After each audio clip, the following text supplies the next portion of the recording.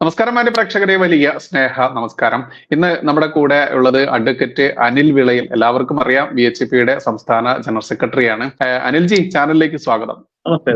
അനിൽജി, നമ്മൾക്കറിയാം ഇതെല്ലാം കോടതിയുടെ പരിഗണനയിലിരിക്കുന്ന കാര്യങ്ങളാണ്. മാത്രമല്ല, കോടതി ഇടപെട്ടതിന് ശേഷം മാത്രമാണ് ഇത്രയും അറസ്റ്റുകളും കാര്യവും ഒക്കെ ഉണ്ടായതെന്നൊക്കെ നമ്മൾക്കറിയാം. കോടതി ഇടപെട്ടിട്ടില്ലായിരുന്നെങ്കിൽ എന്താകുമായിരുന്നു ഇത് സംഭവിക്കുക? ബഹുമാനപ്പെട്ട ഹൈക്കോടതി ഇക്കാര്യത്തിൽ വളരെ ഊർജിതമായിട്ടുള്ള കാര്യങ്ങളിൽ ഇടപെടുന്നു എന്നുള്ള സന്തോഷകരമായ വസ്തുത തന്നെയാണ്. അത് സന്തോഷം നൽകുന്നുണ്ട്. പക്ഷെ നമ്മൾ ഒരു കാര്യം മനസ്സിലാക്കേണ്ടതുണ്ട്. ഇതിനകത്ത് നമുക്കൊക്കെ സംശയം ഉണ്ടാകുന്ന ഒരു വസ്തുത, ഈ കേസുമായി ബന്ധപ്പെട്ട കാര്യങ്ങൾ ഒരു ഇൻ ക്യാമറ പ്രൊസീഡിങ്സ് ആണ് നടക്കുന്നത്. സാധാരണ ലൈംഗിക ചൂഷണം ഉൾപ്പെടെയുള്ള കേസുകളിലാണ് ഇൻ ക്യാമറ പ്രൊസീഡിങ്സ് നടക്കുന്നത്. ഭാരതം കണ്ടിട്ടുള്ളതിൽ വെച്ച് ഏറ്റവും വലിയ നിയമ പോരാട്ടം നടന്ന അയോധ്യ കേസായിരുന്നു. സുപ്രീം കോടതിയിൽ വർഷങ്ങളോളം നീണ്ടുനിന്ന കേസ് ഒരിക്കലും ഇൻ ക്യാമറ പ്രൊസീഡിങ്സ് ആയിരുന്നില്ല. ദിവസവും നടക്കുന്ന വിവരങ്ങൾ നമുക്ക് അറിയാൻ സാധിക്കുമായിരുന്നു. അങ്ങനെ വരുന്ന സാഹചര്യത്തില് ഈ ദേവസ്വം ബെഞ്ചും ഈ അന്വേഷണ ഉദ്യോഗസ്ഥരും തമ്മിൽ അവിടെ പറയുന്ന കാര്യവും എന്താണ് വാദം നടക്കുന്നതെന്നും പൊതുസമൂഹത്തിന് അറിയുന്നില്ല. ബഹുമാനപ്പെട്ട സുപ്രീം കോടതി ഇന്ത്യയിലെ എല്ലാ കോടതി നടപടികളും ലൈവ് സ്ട്രീമായിട്ട് കാണിക്കണമെന്നുള്ള ഉത്തരവ് പുറപ്പെടുവിച്ച സാഹചര്യത്തിലും എന്തിനാണ് ഈ രഹസ്യാത്മകത? നമ്മൾ ഇക്കാര്യത്തിൽ 3 കാര്യങ്ങൾ ശ്രദ്ധിക്കേണ്ടതുണ്ട്. ഒന്ന്, ഈ കാര്യങ്ങളിൽ ഇടപെടുന്ന ദേവസ്വം ബെഞ്ച്. ഈ കേസിലെ പ്രതികളുടെ ജാമ്യാപേക്ഷ പരിഗണിക്കുന്ന സുപ്രീം കോടതിയും ഹൈക്കോടതിയും. സുപ്രീം കോടതിയിലും ഹൈക്കോടതിയിലും ഓപ്പൺ കോർട്ട് സംവിധാനം ആയതുകൊണ്ട് ഇൻവെസ്റ്റിഗേഷനുമായി ബന്ധപ്പെട്ട് ഈ സ്പെഷ്യൽ ഇൻവെസ്റ്റിഗേഷൻ ടീമിന് ഇടയ്ക്കിടയ്ക്ക് കൊട്ടുകൊടുക്കുന്നവരെ നമ്മൾ അറിയുന്നുണ്ട്, കേൾക്കുന്നുണ്ട്. ബദറുദ്ദീന്റെ ബെഞ്ചിൽ നടക്കുന്നതും അല്ലെങ്കിൽ സുപ്രീം കോടതി ബെഞ്ചിൽ നിന്ന് പറയുന്നതും കേൾക്കുന്നുണ്ട്. പക്ഷെ സത്യസന്ധമായി പറഞ്ഞാല് ഈ SITയുമായിട്ട് ബന്ധപ്പെട്ട ഒരു കാര്യവും പൊതുസമൂഹത്തിൽ അറിയാൻ സാധിക്കുന്നില്ല എന്നുള്ളത് ഒരു വലിയ വിഷമം പിടിച്ച കാര്യമാണ്. അതുപോലെ തന്നെ ഒരു കാര്യം കൂടെ ഉണ്ട്. ഈ കേസിന്റെ തുടക്കത്തിൽ ഒരു അന്താരാഷ്ട്ര ബന്ധമുണ്ട് എന്ന് പറഞ്ഞത് ബഹുമാനപ്പെട്ട ഹൈക്കോടതിയുടെ ഡിവിഷൻ ബെഞ്ച് തന്നെയാണ്. സുഭാഷ് കപൂർ മോഡൽ അന്താരാഷ്ട്ര കൊള്ള ഇതിന്റെ പിന്നിൽ സംശയിക്കുന്നു എന്ന് പറഞ്ഞു. അങ്ങനെ വരുന്ന സാഹചര്യത്തില് ഇത് അന്വേഷിക്കാൻ പര്യാപ്തമായ ഏജൻസി, ഒരു അന്താരാഷ്ട്ര ബന്ധമുള്ള CBI പോലുള്ള ഏജൻസിയാണ്. അതും ബഹുമാനപ്പെട്ട ഹൈക്കോടതി തയ്യാറാവാത്തതും ഇവിടുത്തെ ഭക്തജനങ്ങൾക്ക് വളരെ വിഷമമുണ്ട്. ഇനി ഒരു കാര്യം കൂടെ ഞാൻ ഈ അവസരത്തിൽ സൂചിപ്പിക്കേണ്ടതുണ്ട്. ഇന്ന് എന്റെ ശ്രദ്ധയിൽ വന്ന കാര്യമാണ്. SIT കഴിഞ്ഞ ഒരു 1-2 മാസങ്ങൾക്ക് മുമ്പ് ശബരിമലയിലെ ഈ ദ്വാരപാലക ശില്പങ്ങളുടെ കുറച്ച് ഭാഗങ്ങളൊക്കെ മുറിച്ചെടുത്ത് ശാസ്ത്രീയ പരിശോധനയ്ക്ക് വേണ്ടി VSSCയിൽ കൊണ്ടുപോയി.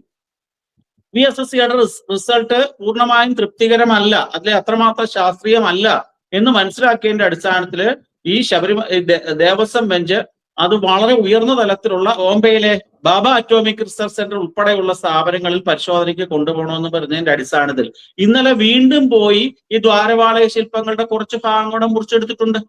അതൊന്ന് നോക്കൂ ബൈജു, ഈ അയ്യപ്പന്റെ മുമ്പിലുള്ള ദ്വാരപാലക ശില്പങ്ങളുടെ ഓരോരോ ഭാഗങ്ങൾ ഇങ്ങനെ മുറിച്ചെടുത്ത് വെക്കുന്നത് എത്ര ദോഷമാണ്.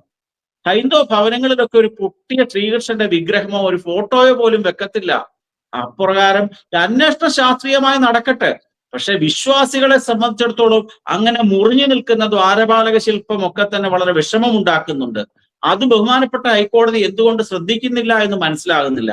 അങ്ങനെയുള്ള ആ ശില്പം, ഞാൻ പറയുന്നത് പൂർണ്ണമായിട്ടും ആ ദ്വാരപാലക ശില്പത്തിനെ കവർ ചെയ്തിരിക്കുന്ന ആ ഗോൾഡ് പ്ലേറ്റ് അഴിച്ചങ്ങ് എടുക്കട്ടെ. അഴിച്ചെടുത്തതിന് ശേഷം അന്വേഷണം പൂർത്തിയാക്കി നല്ല രീതിയിൽ നവീകരിച്ചു വെക്കട്ടെ. ഇന്ന് വിരലിന്റെ ഭാഗം കട്ട് ചെയ്തുകൊണ്ട് പോകുന്നു, ദ്വാരപാലകന്റെ കാലിന്റെ ഭാഗം കട്ട് ചെയ്തുകൊണ്ട് പോകുന്നു. ഇതൊന്നും അത്ര നല്ലതല്ല. ഇത് ഹിന്ദുവിൻ്റെതായതുകൊണ്ടല്ലേ ആരും പ്രതികരിക്കാതിരിക്കുന്നത്? ഏതെങ്കിലും ഇതര മതവിശ്വാസികളുടെ കാര്യമായിരുന്നുവെങ്കിൽ എന്ത് പ്രശ്നങ്ങൾ ഉണ്ടാകുമായിരുന്നു? അതും നമ്മൾ പരിഗണിക്കേണ്ടതുണ്ട്. അന്നേരം വിശ്വാസികളെ സംബന്ധിച്ചിടത്തോളം അന്വേഷണത്തിൽ കൂടി യഥാർത്ഥ പ്രതികളെ കണ്ടെത്തണമെന്ന് ആഗ്രഹിക്കുമ്പോൾ തന്നെ വിശ്വാസങ്ങളും നിലനിർത്താനുള്ള ബാധ്യതയും SITക്ക് ഉണ്ട്. അത് പക്ഷെ സംഭവിക്കുന്നില്ല. മറ്റൊന്നാണ് അനിൽജി, നമ്മൾ കൂട്ടിച്ചേർത്ത് പറയേണ്ടത്, ഈ കേസിൽ അറസ്റ്റ് ചെയ്ത് റിമാൻഡിൽ കിടന്ന ഓരോ പ്രതികളും 90 ദിവസത്തിന് ശേഷം കുറ്റപത്രം സമർപ്പിക്കാത്തതിന്റെ പേരിൽ സ്വാഭാവിക ജാമ്യം കിട്ടിക്കൊണ്ട് പുറത്തിറങ്ങുന്ന ഒരു അവസ്ഥ. ഇത് കൃത്യമായിട്ട് അറസ്റ്റ് ചെയ്യപ്പെട്ട സമയത്ത് നമ്മളെല്ലാവരും കരുതി, അതല്ലെങ്കിൽ സാധാരണ ജനങ്ങളൊക്കെ കരുതി, സർക്കാർ ഇവരെ അവകാശപ്പെടുകയും ചെയ്തിരുന്നു, ഞങ്ങളുടെ സർക്കാർ കണ്ടോ എല്ലാവരെയും പിടിച്ച് ഉള്ളിലിട്ടു എന്നുള്ളത്. പക്ഷേ ഇതിലൊരു ഇരട്ടത്താപ്പ്, അതല്ലെങ്കിൽ ആസൂത്രിതമായിട്ടുള്ള ഒരു ഗൂഢാലോചന യഥാർത്ഥത്തിൽ ഉണ്ട് എന്നുള്ളത് തന്നെ സംശയിക്കേണ്ടതല്ലേ? തീർച്ചയായിട്ടും നമ്മൾ ഒരു കാര്യം ശ്രദ്ധിക്കേണ്ടത്, ഈ കേസുമായി ബന്ധപ്പെട്ട അന്വേഷണം തുടങ്ങിയ ഘട്ടം മുതൽ ഇതിനകത്ത് പ്രബലരായിട്ടുള്ള CPM നേതാക്കളാണ് പ്രതികളായി ജയിലിൽ കിടക്കുന്നത്. വാസുവും പത്മകുമാർ എന്ന് പറയുന്ന CPMന്റെ മുൻ MLA അല്ലെ CPMന്റെ ജില്ലാ സെക്രട്ടേറിയറ്റ് അംഗം.